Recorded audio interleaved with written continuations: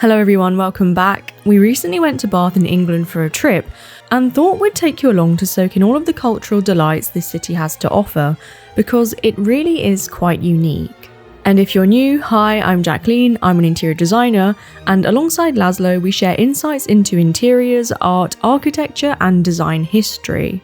So in terms of architecture, Bath is the quintessential English Georgian destination, with plenty of Regency buildings to see.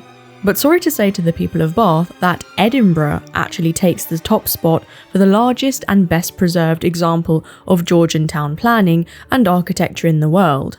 So much so the new town of Edinburgh, as a whole, has been deemed a UNESCO World Heritage Site. Nonetheless, if Bridgerton and the Regency era are your fancy, if you're planning a trip to the UK, you simply can't miss these destinations. What differentiates the two cities though, I find, is that Bath is very picturesque, polished, and a place where you can imagine Jane Austen wandering around. And Edinburgh is like its grungy older sister. If Bath is spring, then Edinburgh would be autumn, so there is definitely a different feel to them. Something that separates the two as well is the materials used for the buildings. The sandstone of the Old Town and New Town have taken on a grimy, discoloured patina over the years.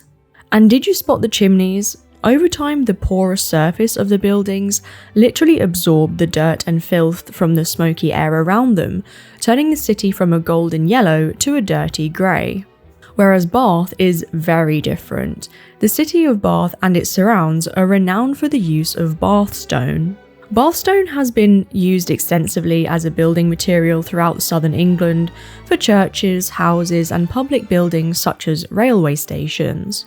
Specifically, it is an oolitic limestone formed from granular fragments of calcium carbonate in warm shallow Jurassic seas, and that's what creates its distinctive honey colour. We went to the city by train, and one of the first locations we came across was Bath Street in the heart of the city. A masterclass in 18th century urban planning that manages to be simultaneously breathtaking and a little bit showy.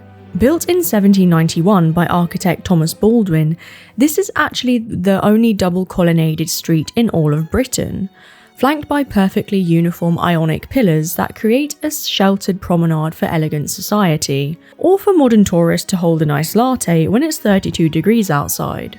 Sharp-eyed fans will instantly recognise this as a major Bridgerton filming location. It's the exact spot in the very first episode where the Duke of Hastings makes his smouldering, unforgettable horse-drawn entrance, doubling as Mayfair in London. So what's the verdict? I'm giving Bath Street a solid 7 out of 10 for structural symmetry and almost immaculate vibes. I highly recommend taking a stroll down this street. It perfectly bridges the historical gap between the ancient Roman thermal baths at one end and pure Netflix fantasy at the other. It really transports you to the Regency period, well, if it weren't for the attaching Primark and bank, so yeah.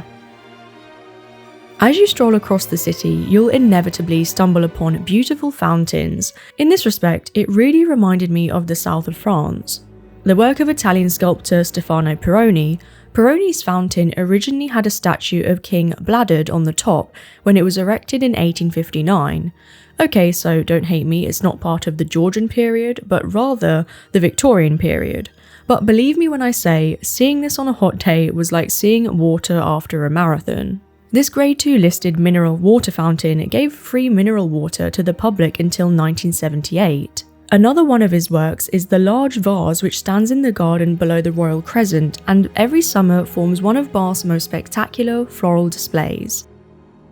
And I don't know if it's because it was a really hot day and the mere sight of water had me weak in the knees, but I truly found this fountain spectacular. So the rating is 10 out of 10.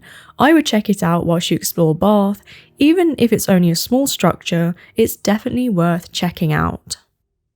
From this location actually forms the meeting point for one of the hop-on hop-off buses, and away we went. Well, after we'd been burnt to a crisp on the top deck of the bus, that is. Just around the corner from the fountain lies Edward Street and Great Pulteney Street, a residential slice of 18th century Georgian England that usually enjoys a quiet, refined pace of life. Architecturally, it's a brilliant example of Bath's unified vision, featuring the classic Bath stone facades and strict window symmetry designed to make middle-class terrace housing look like a palace, which is very similar to what they tried to achieve in Edinburgh too. Fitzroy House, here, built in 1789, brandishes iconic ashlar stone and decorative pediment, impressive pilasters and ornamental wrought iron balconies, railings and lanterns. To transform it into a bustling Regency London thoroughfare, the production crew completely shut down the road, covered the modern asphalt in a thick layer of historical gravel to hide the giveaway traffic lines, and filled the street with horse-drawn carriages and an absolute sea of extras dressed in pristine candy-coloured silk. And if you stand right at the junction by the historic Duke's Hotel, you are standing exactly where the ton paraded. So the verdict, I'm rating it a 6 out of 10. While it doesn't have the grand, jaw-dropping scale of some other streets in Bath, I highly recommend a wander down this stretch. It gives you a much closer, more intimate look at everyday Georgian design. At the end of the street is the iconic Holbourne Museum. We were actually going to go to the museum and gallery here, but we just did not have the time in the end. However, those Bridgerton fans will tell you that this is in fact Lady Danbury's residence. For the 5 seconds we did glance at it, I can say that it was wholly worth a visit, rating it 8 out of 10, especially since it's surrounded by the gorgeous Sydney Gardens as well. I've deducted some points because I have no idea what Eric Parry architects were thinking when they designed this monstrosity of an extension. My only guess is that in the mid-2010s, adaptive reuse projects were extremely trendy. But for me personally, it does detract from the 1796 existing building. After this, we left the cobblestones for nature and made a steep but deeply rewarding pilgrimage up into the hills to Prior Park National Trust Garden. Although a very picturesque bus journey, I would be lying if I said that the tree branches weren't whacking us in the face every 10 meters. The reason we grabbed the bus skyline tour in the first place was so that we could get down to Prior Park.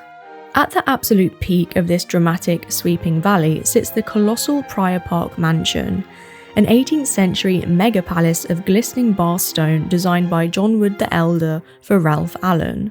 It is certainly an architectural flex of epic proportions, but the real crowning jewel requires a stroll down through the pathed forest, where you'll find the iconic Palladian bridge spanning a series of pristine lakes. Built in 1755, the bridge with loggia is a reflection of Palladian architecture, a classical style heavily inspired by the designs of 16th century Italian architect Andrea Palladio, prioritizing strict symmetry, mathematical proportions, and grand elements derived from ancient Roman temples.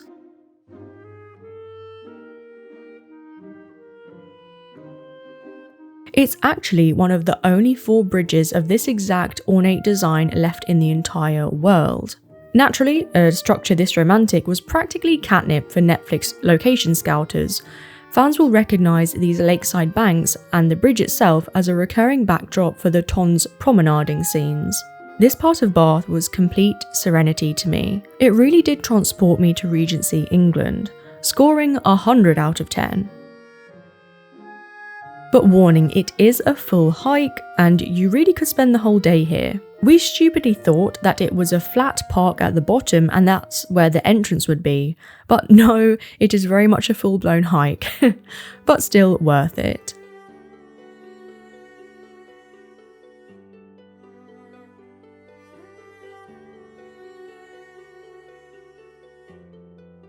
With myself somewhat now resembling Mr. Krabs, we found our way back into town. Next we arrive at the absolute epicenter of Bath's Georgian obsession, the Circus. With construction starting in 1754, father and son team John Wood the Elder and John Wood the Younger designed this mind-bending, magnificent, unbroken circle of 30 grand townhouses split perfectly into 3 equal segments. If it looks vaguely familiar, that's because Wood Sr. was deep into a historical hyperfixation with Stonehenge, which is not too far from Bath. John Wood the Elder was known for his appreciation of symbology.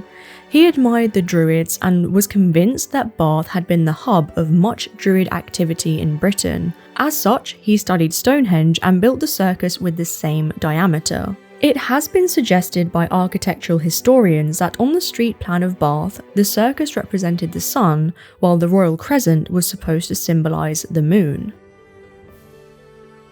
He also included many emblems in the frieze design, which was one architectural feature that actually stood out to me the most in Bath. I don't know why, but I found it quite beguiling. With serpents, nautical symbols, acorns, symbols of science and keys from Freemason lore. In all, there are more than 525 pictorial emblems and symbols used.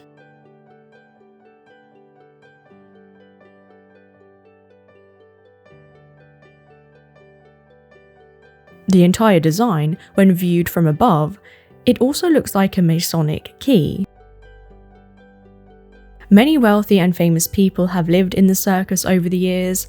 Thomas Gainsborough lived there in the 1700s, and Nicolas Cage had a townhouse here for a while. Mysterious symbols and Nicolas Cage, it's giving national treasure. All in all, 10 out of 10.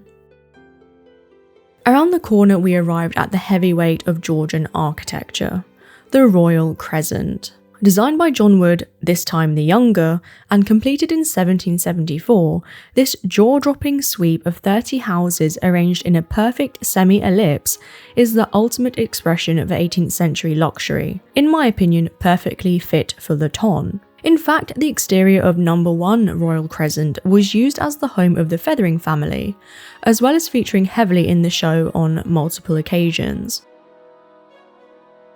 It features a sweeping curved facade of 114 grand Ionic columns that make the whole thing look like a classical palace, though in a hilariously chaotic twist of architectural history, only the front facade was regulated, so if you walk around to the back, it's actually a mismatched mess of windows and extensions because the original wealthy buyers could design the interiors and rears however they pleased, so pure Georgian business in the front and Regency party in the back. Like a mullet, one might say.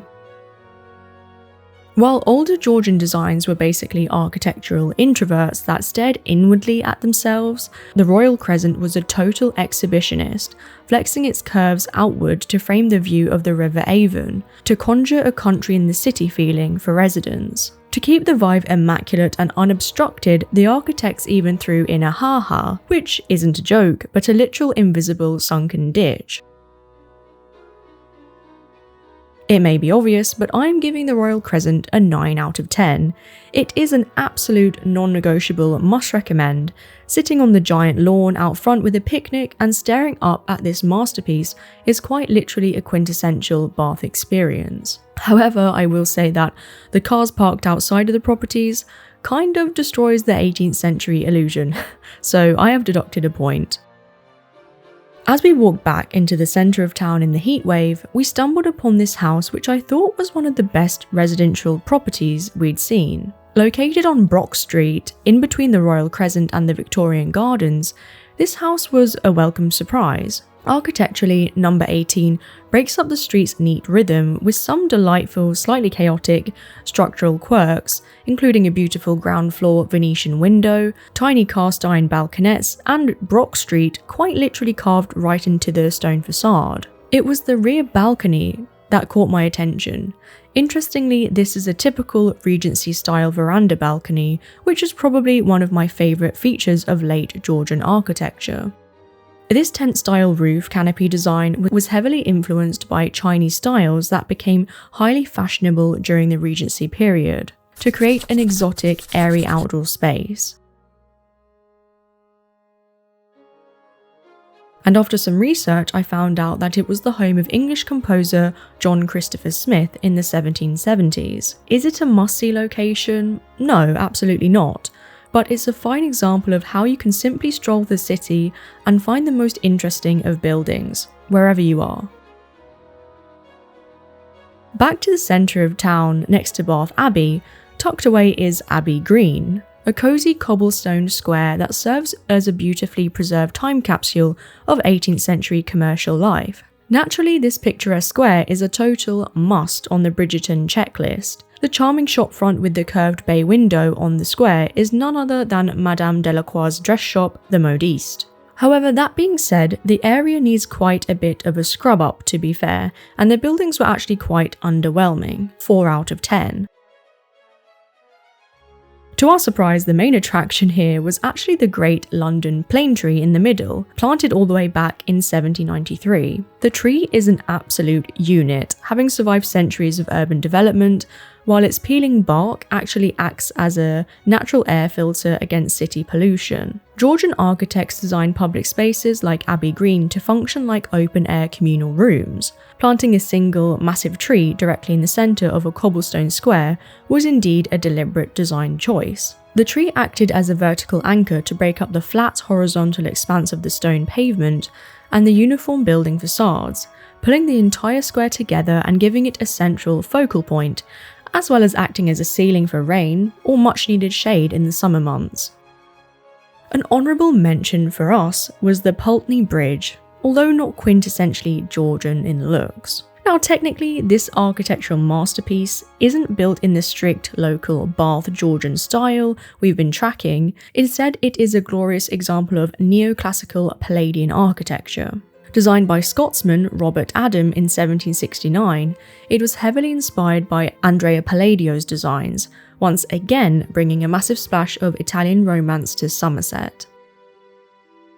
Now, you can see all of this in a day like we did, but I have to say that we were quite rushed as we were trying to see everything. But if you have longer in the city, I would highly recommend you do just that. We wanted to do number 1, Royal Crescent, the museum, but we unfortunately just ran out of time. But that's a magnificently restored townhouse where you can discover exactly how wealthy Georgians lived upstairs while their heavily stressed servants frantically hustled below downstairs. Also, I can't talk about Bath without mentioning the Roman bars. Again, we didn't have time and it looked extremely busy when we walked past it, so I think you may have to book that in advance. However, that is literally what the city is named after.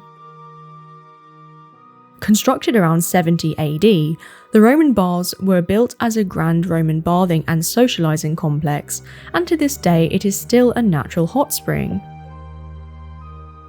Finally, we walked right past Bath Abbey and admired it in the square. Built between 1499 and 1611, the towering, breathtaking Gothic jewel of the city centre is without a doubt the heart and centre of Bath. There is a peculiar kind of magic in a city built entirely of single stone, and I guess that's what makes it feel like a movie set, or rather a literal movie set. Bath, England isn't just a collection of streets, it's an 18th century fever dream sculpted out of warm, honey-coloured limestone, designed to make the messy business of being human look effortlessly elegant. It's easy to dismiss a place like this as a beautifully preserved museum piece, a playground for Georgian ghosts and tourists clutching maps, us included. But when the afternoon sun is beaming on the buildings, turning the stone to gold, you realise it's a monument to human ambition, to our world collective desperate desire to impose beauty onto a chaotic world. It's a city that forces you to slow down, to look up and to remember that architecture at its best isn't just about shelter, it's about art. So pack a bag, because you won't regret it. Please leave a like and hype if you enjoyed the video, I really appreciate that. But that's it for today's video and we hope you enjoyed it. Bye guys.